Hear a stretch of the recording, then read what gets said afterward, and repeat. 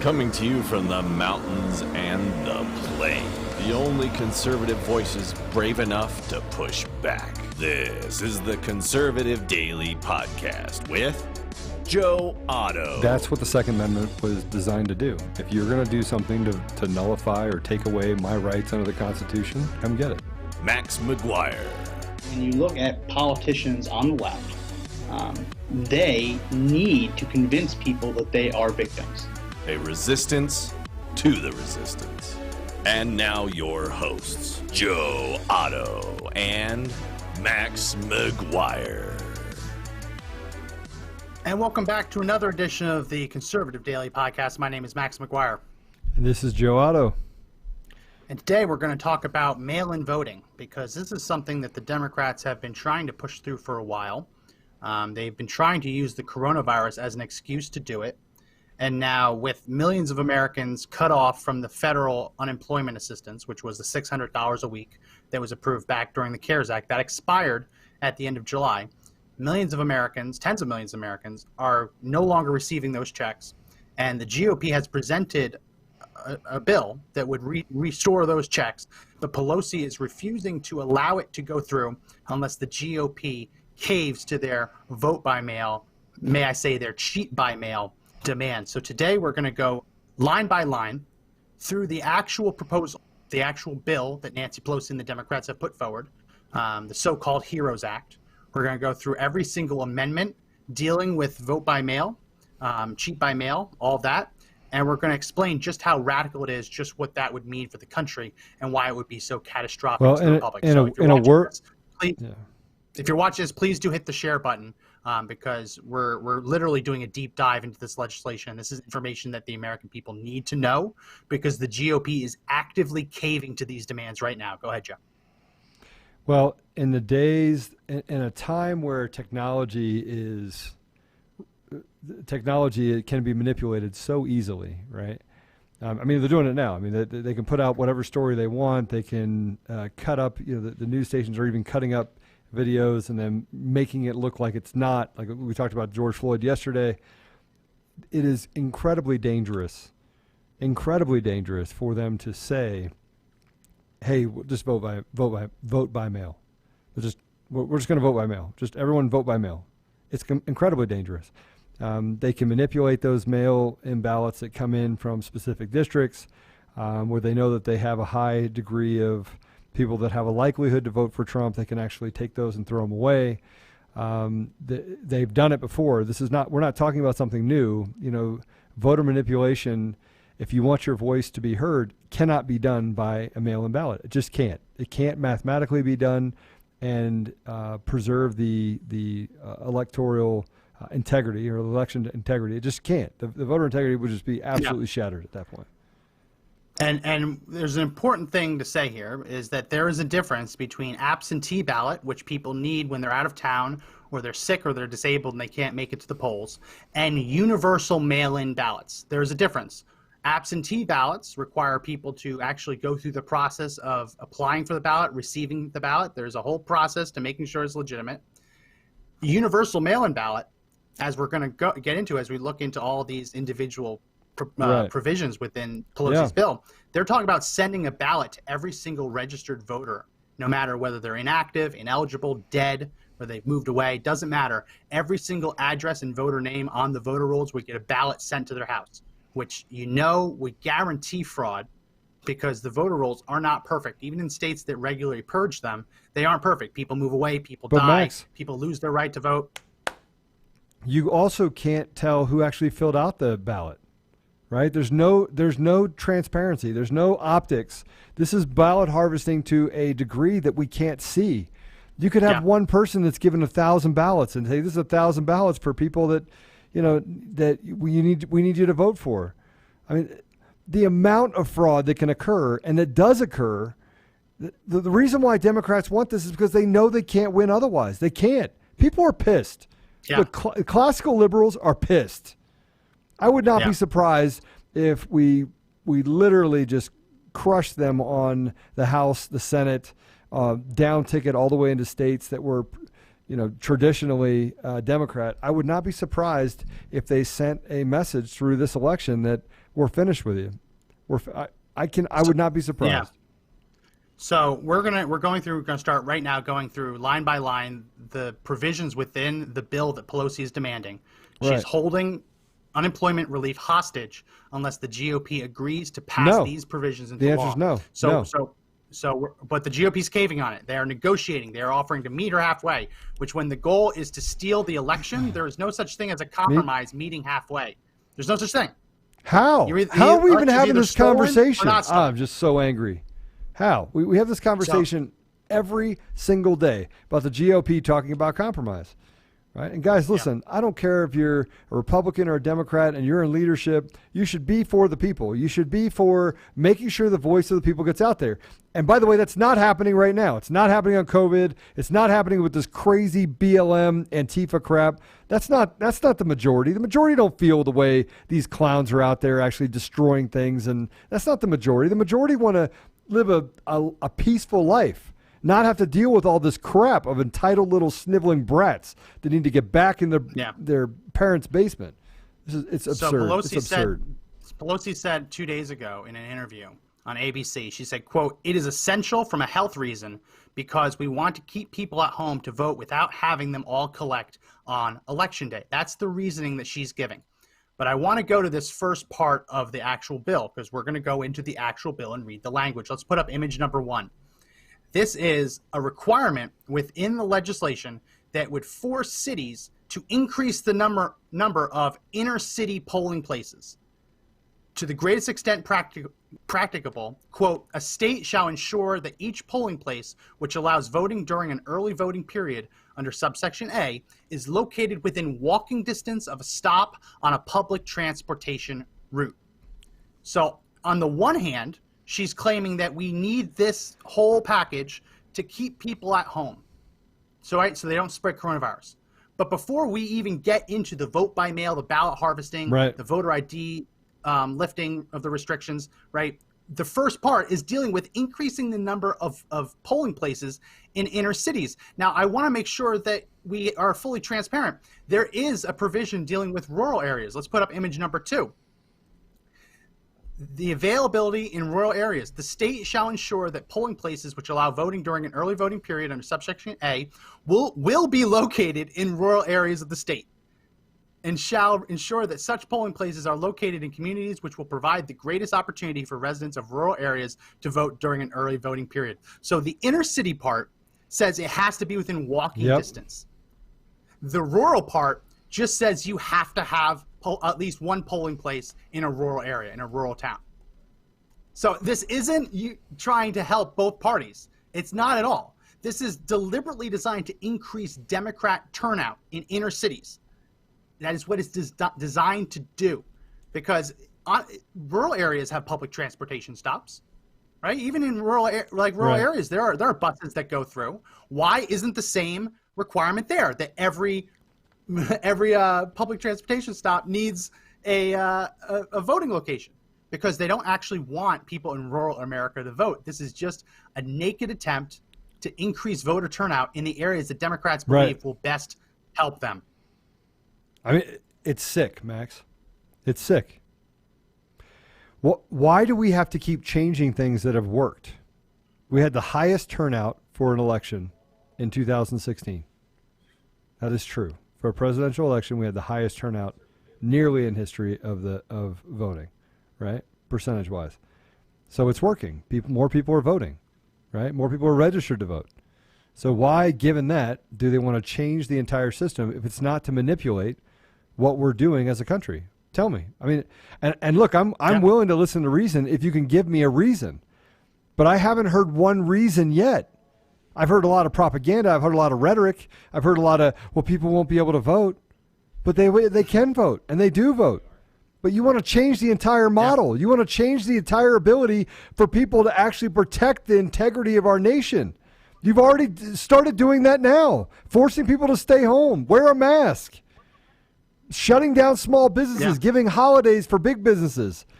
I mean, guys, listen, if you're listening to this, how can you sit here and tell me we're not dealing with an issue where of emergency proportions against the American people. How can you sit here and tell me that as a country there aren't foreign interests and people that are trying to destroy and rip at the fiber of what we are as a nation, when there are so many things that they're doing right now to violate your constitutional rights, violate your ability to elect people that actually look within the community? They're violating everything about what we are as a nation.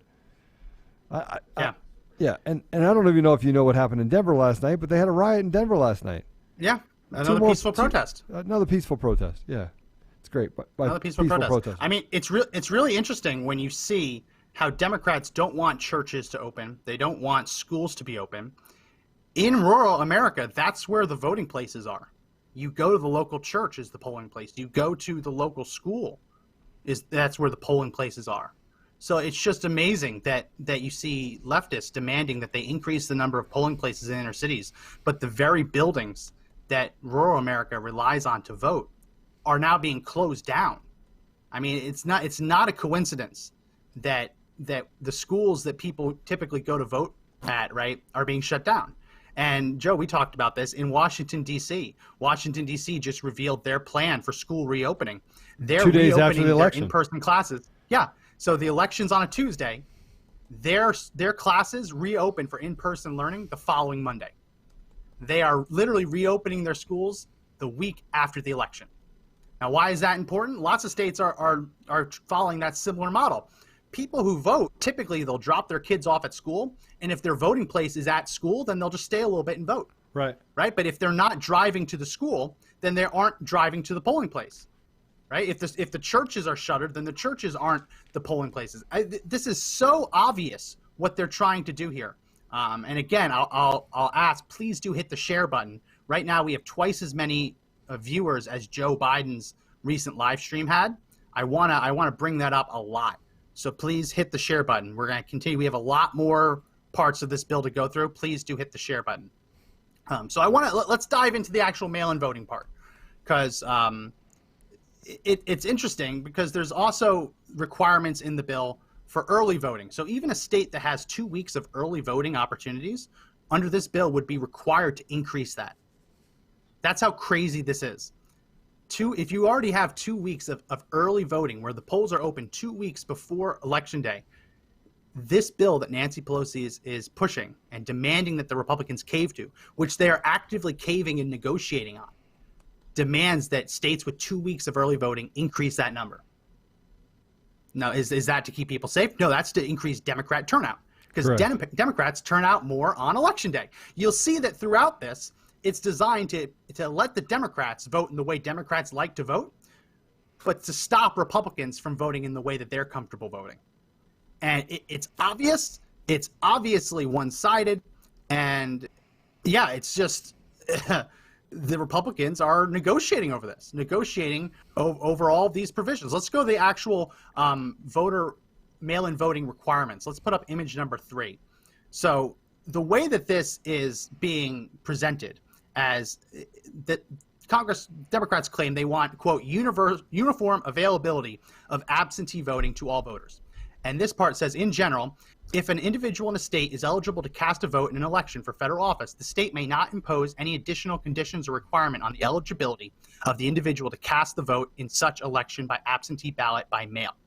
Basically saying that you cannot now that you know states are going to be doing mail-in voting, you cannot take any additional steps to safeguard that election. Whatever rules you had in place at the time have to be the rules that you go off of on Election Day. What do you think about that, Joe?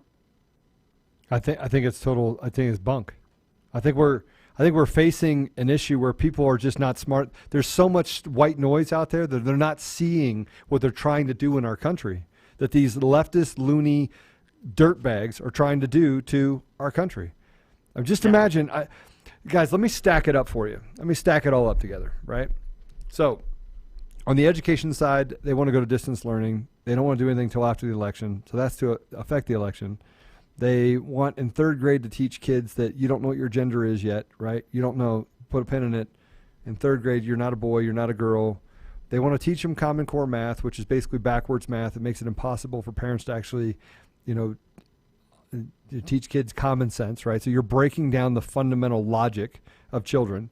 As you get into high school, these kids are being indoctrinated with an ideology, right? But then that ideology gets even much worse when they go to college.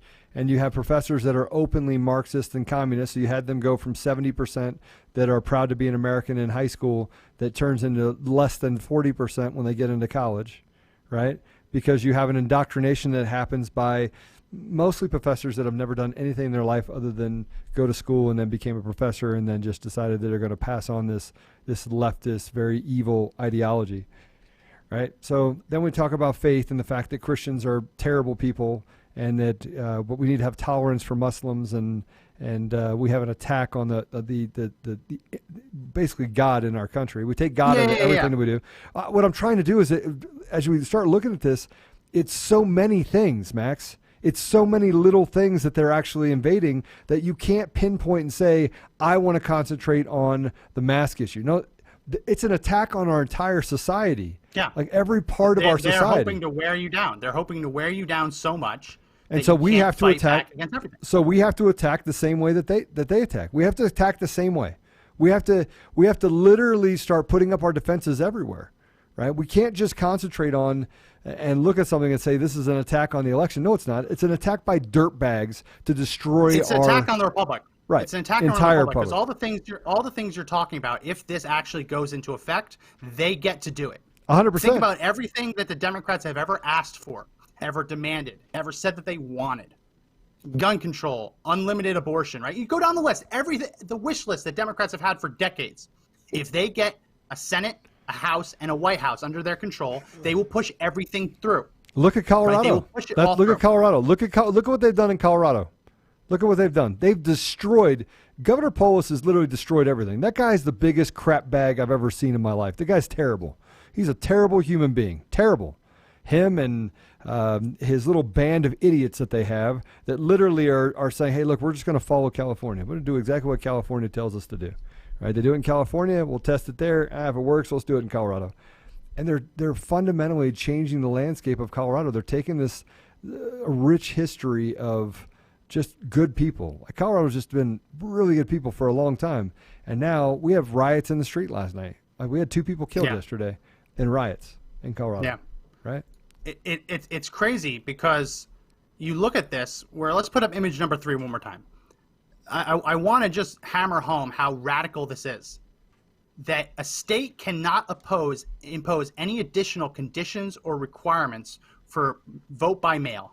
Anything that wasn't in effect at the time that this proposal that Democrats want would have been pushed into law. So even if you were to identify a hole in this plan, even if you were to identify a way to fix this, right, you wouldn't be allowed to stop it. You wouldn't be allowed to do anything to stop it. You would just have to go as is, no fixing it whatsoever. Again, I'm going to say, please hit the share button. Please do hit the like button. Please do leave a comment. Facebook is claiming that because we aren't getting enough likes, comments, and shares, that our distribution today is being reduced by 2.5 times what we normally see. So please do hit the like, the comment, and the share button. We do appreciate it. So let's keep going. We have a lot of things to cover. Let's put up image number 4. Image number 4 comes from the bill, and it is a section called Prohibiting Identification Requirement as a Condition of Obtaining Ballot. And it says, quote, a state may not require an individual to provide any form of identification as a condition of obtaining an absentee ballot, except that nothing in this paragraph may be construed to prevent a state from requiring a signature of an individual or similar affirmation as a condition of obtaining an absentee ballot. That's in the bill. You're not allowed to actually check the person's identity. Now, Joe, I don't know if you've ever voted absentee. I know in Colorado, I used to live there. Colorado has the universal mail-in ballot. Right. But when I lived in New Jersey, absentee ballot, I did it in college. I had to go in, I had to request a ballot, and even in New Jersey, I had to show them my ID to prove that I was who I said I was, but mainly to prove that the address they were sending it to was the address on the voter record, right?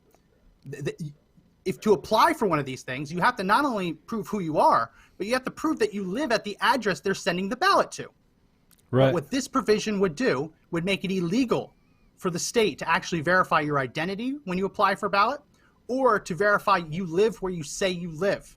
And again, the only reason to do that is to guarantee that ballots get sent places where the voters don't actually live there. Right. That's the only reason. Right. That's the only reason. Yeah, it is. I mean, we're figuring it out, but why is there not outrage? And I want to talk about what they're doing all over the world, right? So in Germany, they said we're not wearing a mask. So what happened? Well, no, I don't want to get side. We have a lot. We have a bunch we have to get into. No, I don't want to no, get into Germany. I want to know why. I'm not having a debate over Germany with masks. This I bill want to is know 1,600 why, pages long. I want to know. Yeah, we're not going through 600 pages. I want to know why people won't protest this. Why can't we have 10,000, 20,000, 50,000 people that show up to say no? Why is it that this isn't important enough when they're threatening our republic that we can't say, all right, let's have 100,000 people that go to every state capitol building and say, you're not going to do a mail-in ballot? Why? Well, why is it not Nevada, important enough to where that's happening? Why? In Nevada, they pushed through an almost identical bill to this. They pushed through an almost identical bill in the dead of night. They didn't hold public comment. They didn't hold a public debate. They didn't hold public hearings. They met in a special session. Didn't even keep the Secretary of State, who's a Republican, who would run the elections, didn't even keep him in the loop.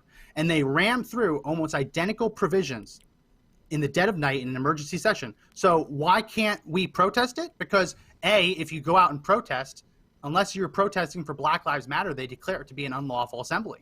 It's amazing how it's only a safe public gathering if you're shouting Black Lives Matter. When conservatives were protesting against lockdowns and things like that, they were branded as domestic terrorists because they were trying to get grandma killed by spreading the virus, right? So there's a whole narrative here, and it's impossible for a conservative to protest. But even if you did protest, they're holding these votes in places like Nevada in the middle of the night without any warning, without any public comment. So they know that if people actually protested, they'd be able to stop this stuff. So what are they doing? They're sneaking this into a 1,600-page bill that they're calling the HEROES Act, which has very little to do with heroes. HEROES Act. They've redefined what hero is. It's not the soldiers that go overseas and sacrifice their life or put themselves in harm's way. No, that's no longer it. It's people like Pelosi. Yeah, because they're creating heroes for a leftist, disgusting agenda, people. That's what they're doing. Yeah. Well, the HEROES Act originally was supposed to help police officers who were serving during the pandemic.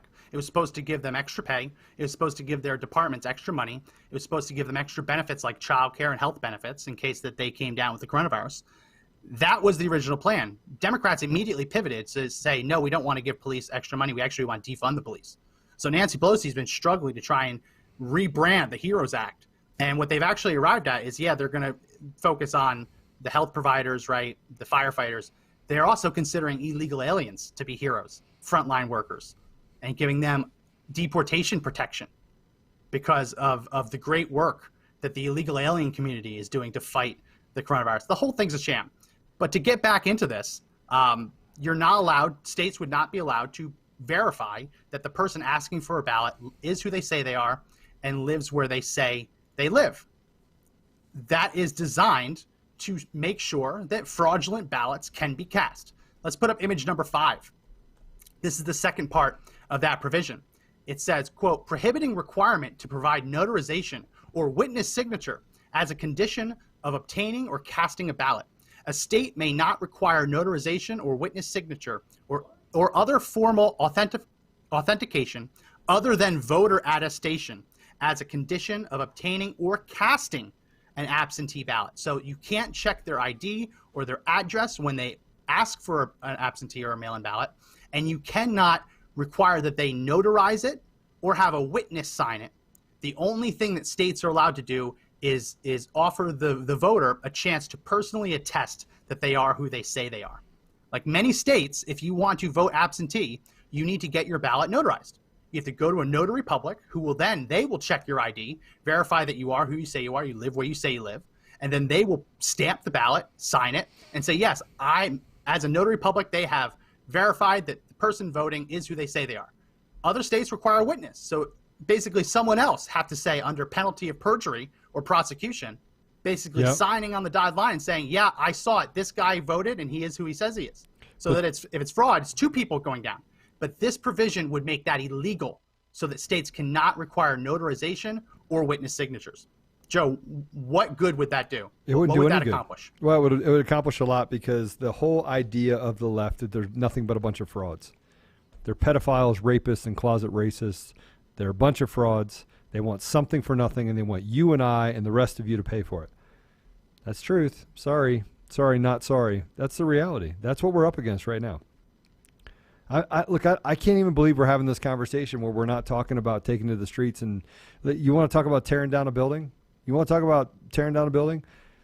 If they pass this, we should have 1 million people in Washington that literally rattle the windows and tear down buildings in Washington, D.C., right? That's what should happen. We should have the biggest protest, because that, by the way, is like the last nail in the coffin of how do we destroy everything we stand for as a nation, and that the 250 years and the millions of people, Americans that have died protecting this nation, died for nothing.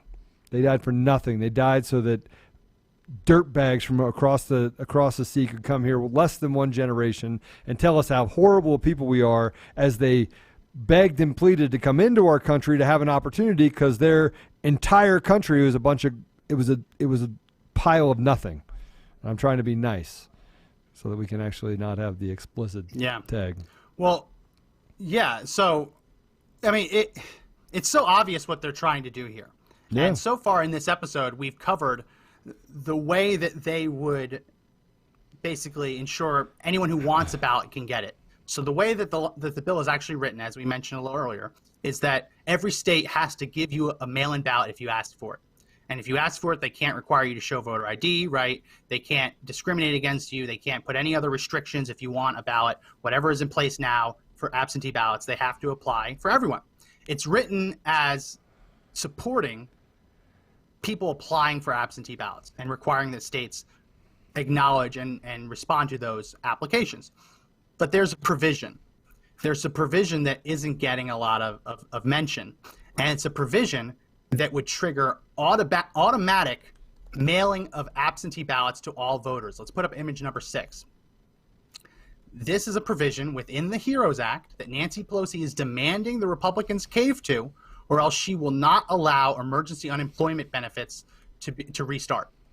And this provision says, quote, automatic mailing of absentee ballots to all voters. If the area in which an election is held is in an area in which an emergency or disaster, which is described in subparagraph A or B of section 1135G1 of the Social Security Act, is declared during the period described in subparagraph C, and then it says, not later than 2 weeks before the date of the election, the appropriate state or local election official shall transmit by mail absentee ballots and balloting materials for the election to all individuals who are registered to vote in such an election. So this is written, Joe, in legalese. This is written hoping that you're not going to try and connect the dots. And the way they do this is that they say, pursuant to another paragraph on the other side of the bill, or pursuant to another law that has already been passed, this is what we're going to do. And they're hoping that you're not going to actually look at what that other section or that other law says. But this morning, I went into the Social Security Act. Let's go ahead and put up image number 7. This is the definition for an emergency that this leftist vote-by-mail automatic mailing of ballots would use.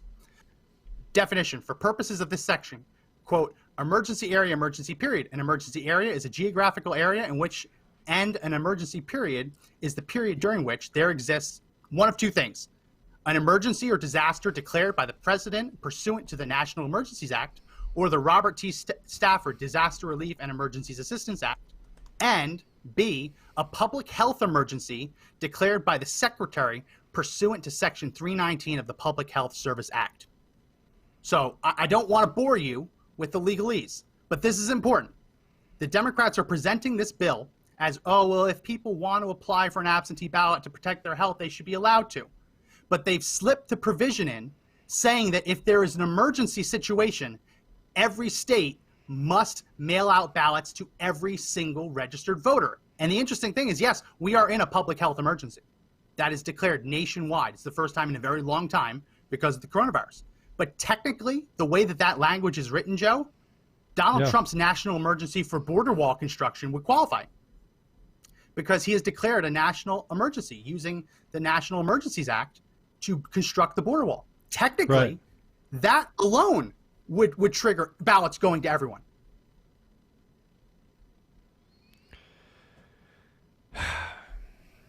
So what do we do about it? It's the same. What do we do about it? Well, what can we do about it? We're sitting here talking about it, and we tend to talk about things a lot, but now people are going to be asking, okay, what do we do about it? Like what ultimately do we do about it? I mean, we can't. Are we going to sit here and just have a conversation about it and say, hey, this is insane. Let's let insanity happen. How do we push back? I mean, tell me, tell me, guys, that you're listening and you're going through and putting up a bunch of posts. How do we push back? How do we push back without a massive protest in all 50 states? How do we do it? So the way that we are making it easier is today we ran a fax blasting campaign on this issue itself. Yeah. Which anyone who doesn't know, one of the ways that we try and rally the troops on conservative issues is we have our email newsletter, which anyone watching on Facebook or YouTube, I recommend you go into the description and sign up for our newsletter, because we go into things like this in detail that the left and the media don't want you to know.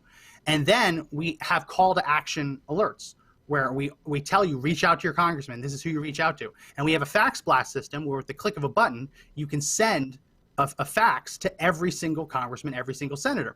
Because the reason that's important is, Joe, you know senators, you know congressmen, anyone who's ever been to a congressional office, the way it works is they tally how many people are for something or against something.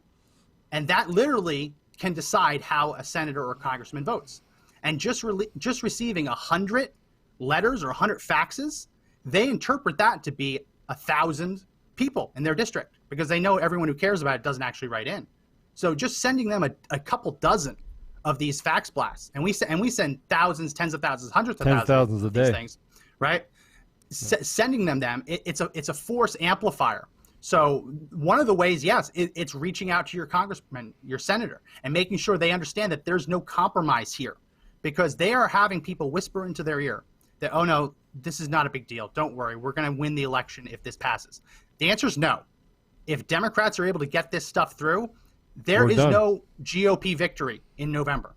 Nope. The Republic is lost. They have supermajority in the Senate, control of the House, and the presidency. They'll pack the Supreme Court, which they've already promised to do, which is not replacing Supreme Court justices, but adding new justices to the bench to skew it farther left. And we will have a civil war. At that point, count on it, guys. The Civil War. I mean, we're actually in the Civil War now, but the Civil War, as you know it, patriots, people that have fought and died, or families that fought and died in this country that have been around for hundreds of years, black, yellow, purple, green. It doesn't matter what color you are, what race, what religion you are. Those people are going to start fighting back, and it's going to be a bloodbath, because, frankly, the loony left, once they get to the point where people feel like it's hopeless, man, once you get that tipping point that they're trying to push us over, it's going to get ugly. It's going to get really, really, really ugly. And by the way, you won't have opportunity. This country won't be a country of opportunity. It'll be a country of no opportunity and poverty. Yeah. And we will look like the crap holes that a lot of these people came out of from other countries. So we've gone through today talking about the different parts of this bill. And it's a 1,600-page bill. We're not going to be able to get to every single part of the bill. But I want to hit and touch on the major parts of the election part of it, because this is what Nancy Pelosi is literally demanding before she will allow the next round of coronavirus relief to pass. And now, personally, Joe, we've talked about this. I personally believe the economy would be much better served if we reopened the economy and people got to go back to work. But the GOP and the Democrats have apparently decided that's not the way, that the way is to continue to pay people extra unemployment. That fight is not winnable. There are just too many GOPers, too many Democrats supporting extending the unemployment benefits. The question now is what else gets attached to it. Right. And Nancy Pelosi is refusing to allow unemployed Americans to receive even 1 cent more of federal assistance until the GOP caves to the demands that we've gone over today on this podcast, which is putting a bunch more polling places in inner cities, so that there's a polling place. Every polling place is near a public transportation stop. Whereas in rural America, nope, you just need to have a polling place in a rural area. It doesn't actually even say one in every town. It just says a polling place in a rural area. We've gone over how states are not allowed to set any other restrictions up for getting a ballot, how states are not allowed to check your ID when you apply for ballot. They're not allowed to require you to prove you are who you say you are when you turn your ballot in. And then we've gone through this special exception, this special hidden amendment that we'll throw up again, image number 6, where every voter gets a ballot sent to their door, whether they apply to it or not, if there is an emergency declared, which, as we've covered, yes, there is a health emergency in the country because of the coronavirus, and technically Trump's border wall executive order using the National Emergencies Act would qualify. I want to get into this last part because this is where it gets really, really sinister. So we know that they want to send ballots to everyone without care in the world of whether the person is who they say they are, live where they say they live. We know that they want to lift the restrictions on people submitting it. They also want to legalize ballot harvesting. Joe, what is ballot harvesting? Explain it to the listeners. That's where you go around, you pick up ballots, literally go door to door and take ballots from people that are voting. You actually have a team of people that goes door to door and says, hey, do you have your ballots? Do you have your ballots? Do you have your ballots? You can ask them questions like, who did you vote for? You can ask, you'll know if they're a Republican or a Democrat. They're starting to actually color code even some of the ballots that go out on the statewide ballots based upon your political affiliation with a party.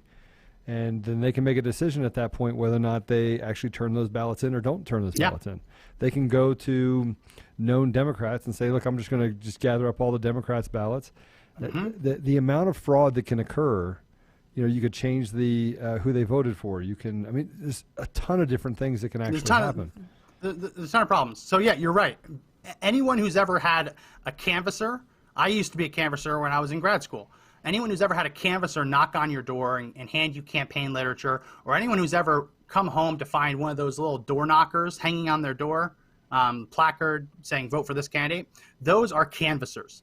Every political party already has them. The Democrats have a much better operation. They just do a much better job with their quote-unquote ground game.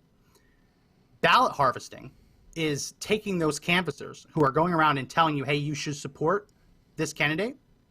Ballot harvesting is allowing them to go to your door, ask you, have you turned in your ballot yet, offer to help you fill in your ballot, and then offer to turn it in on your behalf.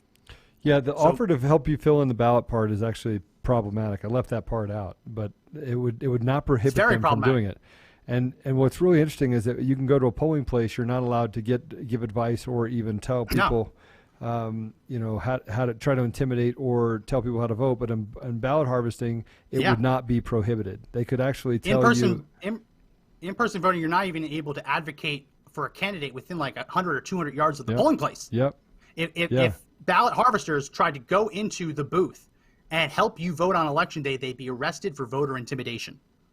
But what the Democrats are trying to do is to legalize nationwide voter intimidation. Just instead of having you do it at the ballot box, they want to have these people go to your door. Now, it's important to note that in states like Colorado already have nationwide mail-in vote, statewide mail-in voting, and other states have absentee voting. But every state, with the exception of California and a couple, but almost every state limits who is allowed to turn in the ballot on the voter's behalf. Right. In almost all cases, it has to either be a family member or a legitimate caretaker of the individual. Basically, it has to be someone that the voter trusts, and has a personal or actual medical relationship to the voter. And that's because the minute that ballot changes hands, the likelihood for fraud skyrockets. Because as you mentioned, Joe, we're not only just worried about them changing the vote, but if they don't like how you voted, they can throw the ballot out. They can just throw it out. It never gets turned in. If they watch you fill out the ballot, they didn't like who you voted for, it gets tossed out. How are you going to prove it? How are you going to prove it just didn't get lost by the Postal Service? You can't prove it. And that's the point, is that they get to selectively give a voice to people and not to other people. This is straight out of the rule book that they've been doing over in the Middle East, by the way. They've been doing in certain parts of Africa. and I was there for some of these elections. I helped write protocols for some of these elections. And I'm going to tell you, this is right out of the rule book. This is literally what foreign interests do in order to control and manipulate the masses. What they're trying to do here, it was done there. And you can say that, again, I always say foreign interests. Guys, we got to have a conversation about the fact that there's a lot of foreign interests. A lot. Yes. So let's put up the way that the language, the bill that we're talking about, the demand that Pelosi is making to the GOP and the GOP is caving on, is offering to negotiate on. Let's put up image number 8. This would lift the restrictions that states have, saying that only a family member or a caretaker can turn a ballot in, and it would say that anyone can do it. So I'll read it to anyone listening on the audio version. It's permitting voters to designate other person to return ballot. The state shall permit a voter to designate any person to return a voted and sealed absentee ballot to the post office, a ballot drop-off location, tribally designated building, or election office, so long as the person designated to return the ballot does not receive any form of compensation based on the number of ballots that the person has returned, and no individual group or organization provides compensation on this basis. So they put that in there. Any person. It's amazing how when you look at bills like this, one or two words can have far bigger of an impact than entire paragraphs, entire pages. When they say any person, what that means is it would eradicate the state laws around the country that say only a family member, close family friend, or caretaker is allowed to turn a ballot in, and would force those states to change those laws to instead read any person can turn in an absentee ballot or mail-in ballot on the voter's behalf. Any person. When they say any person, it's very important. They try to include language here. Let's put it up again. Let's put up image number 8. They try to include language here to make it seem like paid political operatives wouldn't be eligible by saying that the person doing the ballot delivering cannot be paid per ballot and cannot be hired by an organization that pays per ballot. But that isn't really how canvassers are paid now. Canvassers aren't paid based on the number of houses they hit. They're just paid an hourly rate. Right? I was a canvasser. You don't actually get paid per house. You just get paid to do your job. If you don't hit enough houses, you're fired. They're trying to make it look like this isn't going to be ballot harvesters. That they're just like, hey, well, maybe you need your neighbor to do it. Maybe you need so-and-so to do it. And they're not family and they're not caretaker. But this is designed to literally allow for ballot harvesting. And what do I mean by that? Let's put up image number 9. This is the section right below that section. The state, quote, may not put any limit on how many voted and sealed absentee ballots any designated person can return to the post office, a ballot drop-off location, there you go, tribally designated building, or election office. So you can't pay the ballot harvester per ballot, but the ballot harvester is allowed to turn in unlimited numbers of ballots. So if a ballot harvester shows up to the polling place 1 minute before the election,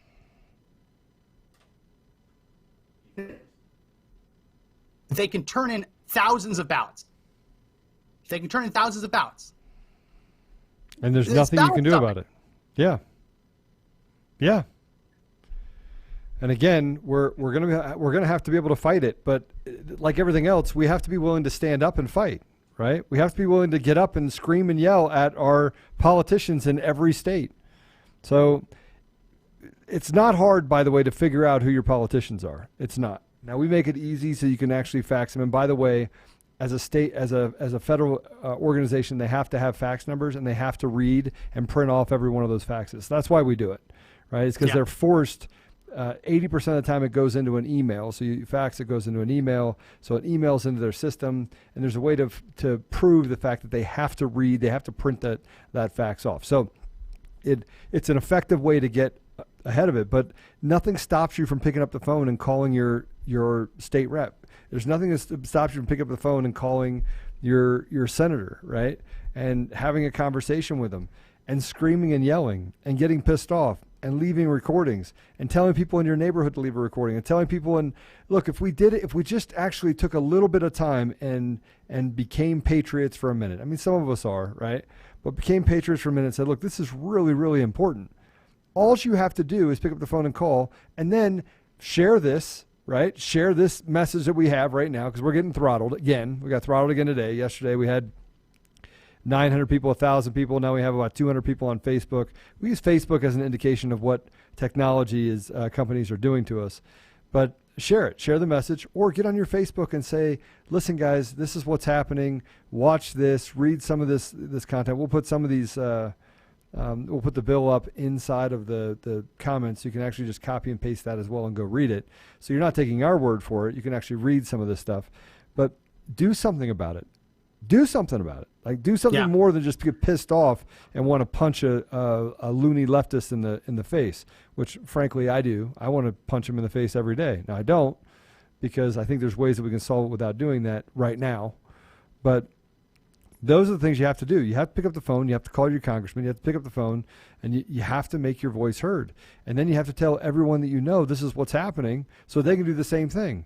And what we're saying, and you need to hit the share button for this video. Yeah. Hit the like button and leave a comment, because since the last time I asked everyone to do that, the distribution on Facebook went from negative 2.5 times to now positive 1.2 times, which isn't really that significant. It just means we're basically how much we would normally get if no one liked, commented, or shared. So please do hit the like button. Please do hit comment, and please do hit the share button, because we've just gone over the entirety of the election part of this. And I want to give the hypothetical of why this is so important. And it's illustrated in Nevada. When you don't require a witness signature, as we've talked about, what Pelosi is demanding the GOP cave to. When you do not require a witness signature to verify that the person not only is who they said they are, but decided to vote in that particular way, when you don't require that and you allow ballot harvesters to go in and recommend that people vote a certain way, take possession of the ballot and turn it in on their behalf, you're given a hypothetical, which is not like a crazy hypothetical, where ballot harvesters in Nevada, now that this law is on the books, almost identical to what we're talking about, in Nevada, a ballot harvester will be allowed to go into a nursing home, will be able to walk up to someone with Alzheimer's or dementia, without their mental capacity. Not talking about Joe Biden, I'm talking about other people. They're able to go up to that person and say, have you voted? And they say, well, I have this ballot. Those people, because that person is in mental decline, because that person is not able to take care of their own affairs, since the language in this bill says any person can be designated, these paid political operatives can go into the nursing homes, fill out the ballot on behalf of the elderly, Alzheimer-ridden, whatever you want to say, voter, fill it out on their behalf, sign it for them, and then turn it in. Right. Because they are not able to manage their own affairs. And usually, if you want to designate someone to help you manage your affairs, it has to be a family member or a caretaker. And this you don't have to do that. You don't have to do that at all. The addition of the two words, any person, will allow ballot harvesters in Nevada, and if Pelosi gets her way, the entire country, to go into nursing homes, fill out ballots for people, sign for them, and then turn it in. It's not a crazy hypothetical. It just became legal in Nevada, and if Pelosi gets her way, if the GOP caves, it is legal nationwide. It is called granny harvesting. That's what the Democrats call it. They go to elderly people, and they try and get their ballots. It's what they do in California. It's not a surprise or coincidence that Republicans lost a bunch of Republican seats in California. Ballot harvesting became legal, and Democrats actually employed it. That helped them swing congressional seats. Right. Now the Democrats want to take this nationwide. So we've gone through it. And they are taking it nationwide, and we are under constant attack. We're under constant attack.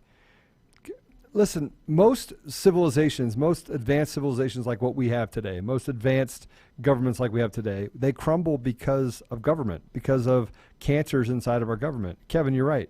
We're dealing with literally a cancer in our society right now that literally it's unless we start standing up, it's going to be unstoppable, because we're things are just not that important to us right now. But if they start harvesting, which, I mean, I actually believe that they're already doing this now. But if we allow this to keep going, we allow this fundamental right of voting, that means your vote doesn't mean anything. It has no meaning at all. Your vote means nothing. Imagine what I just said. Your vote means nothing. You voting means nothing. Now, if we can get enough of us, people out there that have a little bit of common sense and logic, if we can get enough of us to vote, then we actually will win elections. We actually will be able to push back on these people for a limited amount of time. But the machines that they have in the loony left, they never stop. right? And the problem with us is we get back to work and we're like, we have an election in 2 years, we have an election in 4 years, right? We don't keep those machines going, so it allows people that are billionaires in our country, George Soros and others, to manipulate by-elections, fund candidates.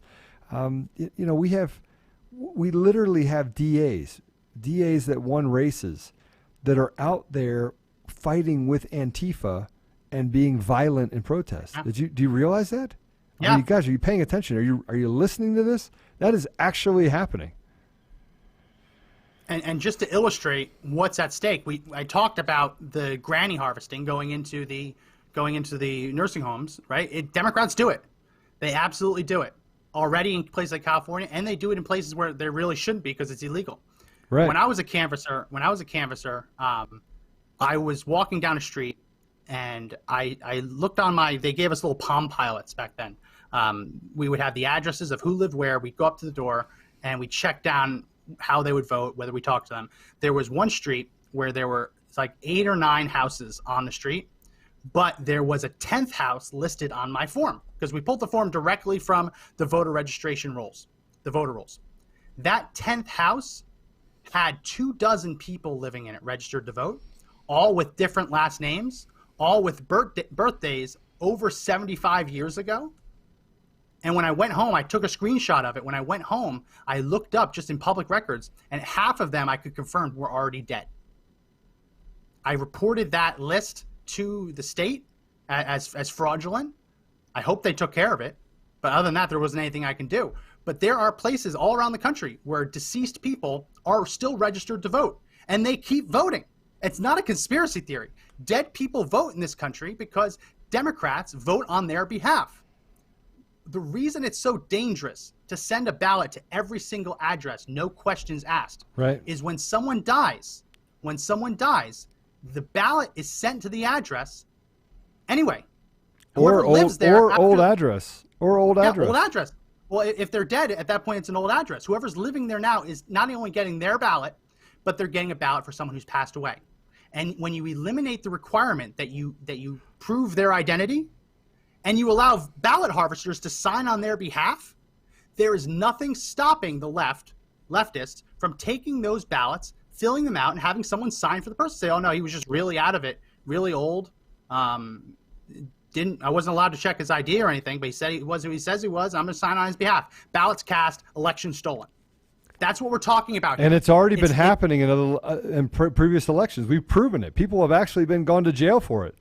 I mean, there's a large conspiracy to take away the majority voice. It is happening. They're playing bullies right now and saying, hey, you can't, if you support Trump and you wear a hat, we're gonna chase you wherever you are. Look, I've been wearing a Trump hat everywhere I went just so that somebody would say something to me. I'm waiting for it. I guess I'm not a very good target because nobody says anything to me, right?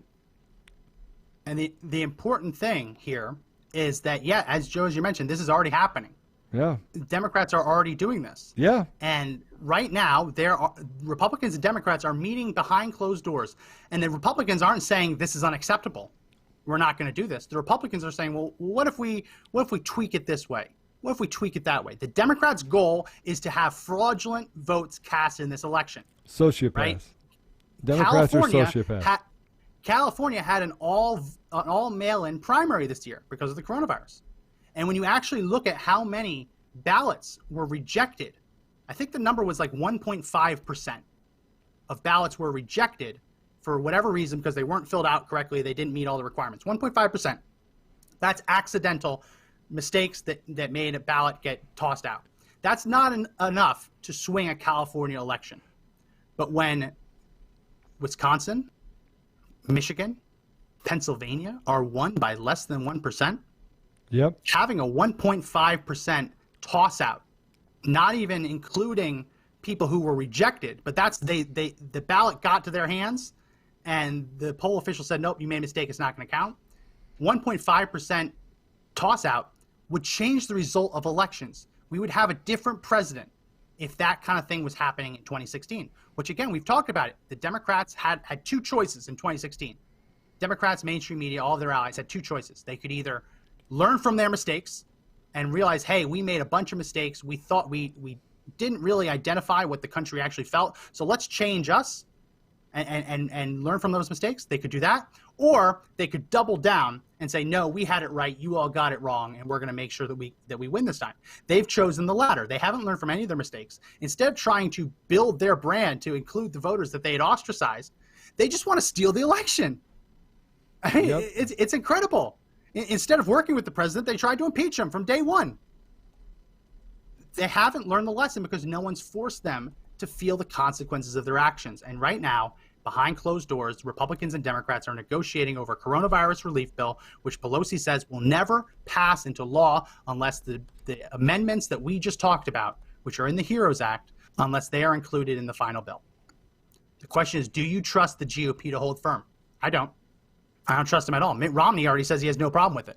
Marco Rubio says he has no problem with it. But I don't trust the GOP at all. GOP is not, because, again, there are people whispering in their ears saying, oh, don't believe it. Even if it passes, we're still going to be able to win the election. Don't worry. You're paying me a lot of money. I have a great ground game set up for you. They're whispering in these GOPers' ears, don't worry, it's overblown. The hypotheticals that we talked about won't happen. We won't let it happen. They're lying to them. They're lying to them. And the GOP, if you do not fight back against it, they will cave on this. They will cave on this. They will surrender, and they will do it this week, because the alternative is they're blamed for people no longer getting their unemployment checks. That is literally what is happening in Washington, D.C. this week, and that's why we just devoted an entire episode to it today. Joe, any final words as we wrap up? Yeah, it's time to come take to the streets. It's time to call your reps, right? Your congressmen. It's time to tell them, listen, we got to have enough of this. I mean, this has to stop. But the only way it's actually going to stop, I actually think, and yeah, I hope I'm wrong, but I think that we're going to get to a place where it's just going to be force. I do believe we're headed that direction, where we're going to have a forcibly remove people from Congress who are against America, and we're going to have to start fighting back against Antifa. I mean, we're at that place now where, frankly, tell me an alternative and I'll listen. But I don't think that they see it any other way than we're going to have to treat our country as if we're fighting a hostile war on foreign soil, because that's what we have now. We have people that are just literally fighting against our republic. So I'll end with this. You talk about the likelihood of a civil war. It's not just conservatives talking about this. It's also Democrats. Last week, Democrats held a private war game to war game out possible election outcomes. And John Podesta, the Podesta emails, Hillary's old campaign president, he played the role of Joe Biden. And in their war game scenario, they had Joe Biden lose the election. And instead of conceding, Podesta challenged the results, refused to accept the results, and called on Democrat states to secede and start a civil war. That happened, widely reported in the media. Democrats are preparing for a civil war if they do not win. It is not just conservatives talking about this.